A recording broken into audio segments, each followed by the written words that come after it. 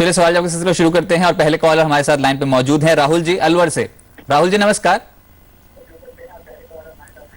राहुल जी आप phone line पे बात कीजिए हमसे, अपने टीवी का वॉल्यूम आपको म्यूट करनी होगी। अपना प्रश्न पूछिए, म्यूचुअल फंड से जुड़ा क्या प्रश्न है आपका? सर मैं अराउंड 2.5 ईयर से मतलब 2.5 साल से मैं 5 फंड्स में इन्वेस्ट कर रहा हूँ जी SIP के थ्रू 1000 पर उसके। अच्छा 1000 में SIP हर फंड में एक 5 फंड्स आपके पोर्टफोलियो में आपने हमें बताया और नजरिया आपका 20 साल का, काफी लंबे नजरिए से। आपकी उम्र कितनी है राहुल जी? सर 24।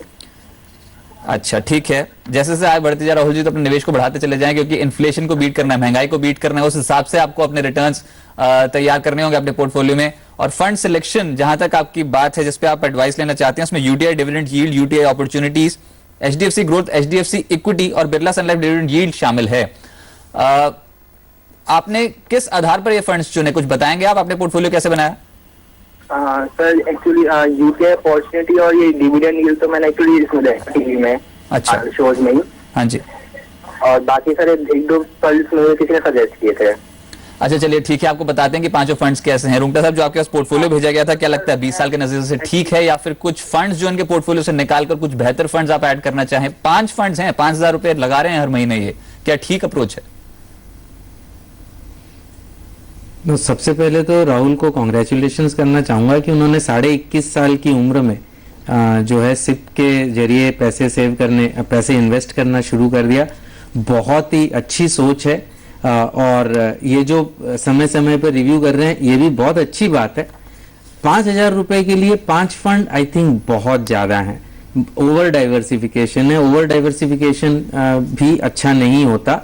तो मेरे ख्याल से ये इन फंड्स में जब इन्होंने शुरू किया था, मेरे ख्याल से ये अच्छे वेल परफॉर्मिंग फंड्स थे। अब ओवर टाइम इसमें से कोई फंड्स परफॉर्म कर रहे हैं, कोई नहीं कर रहे हैं। तो अगर सेम फंड हाउस में रहना है तो मेरी ये सलाह होगी कि यूटीआई अपॉर्चुनिटीज अच्छा फंड है, डिविडेंड यील्ड इतना सही परफॉर्म नहीं कर रहा है, तो उसकी पैसे भी शिफ्ट कर दें और नया उसकी जो 1000 की सिप है वो आप यूटीआई अपॉर्चुनिटीज में कर दें, ताकि वो आपका लार्ज कैप एक्सपोजर हो जाएगा। HDFC ग्रोथ और HDFC इक्विटी दोनों का ही परफॉर्मेंस, HDFC ग्रोथ का तो खैर बहुत ही इतना अच्छा परफॉर्मेंस नहीं है।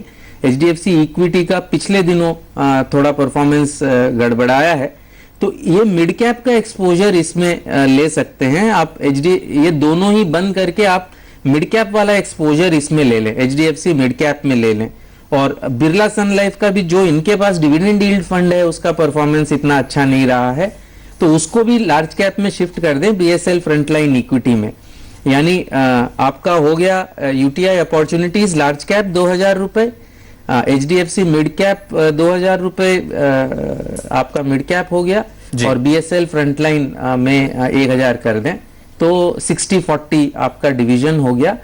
ओवरऑल भी देखें थोड़ा इस उम्र में, ऑफ कोर्स, और 20 साल का नजरिया है तो इक्विटी बहुत अच्छी बात है, लेकिन एक ओवरऑल एसेट एलोकेशन भी देखें, थोड़ा सा गोल्ड और डेट भी देखें, तो उसके लिए थोड़ी और प्रॉपर प्लानिंग कर सकते हैं। चलिए गोल्ड और डेट देखें, पर क्योंकि उम्र कम है तो जो फंड्स रीशफल किए गए हैं, इनफैक्ट 3 ही फंड्स आपके पोर्टफोलियो में रखे गए हैं, और जो फंड्स हैं उसमें UTI opportunities, HDFC mid cap opportunities और बिरला सन लाइफ फ्रंटलाइन इक्विटी, इन तीनों ही फंड्स को अगर आप कंटिन्यू करेंगे और 5000 रुपए इनमें एलोकेट करेंगे तो ज्यादा बेहतर रिटर्न मिल सकते हैं। और ओवरऑल जो पोर्टफोलियो कॉम्पोजिशन है उसके हिसाब से अगर 12% सालाना रिटर्न भी मिल गया, 20 साल में 50 लाख की राशि जुटेगी।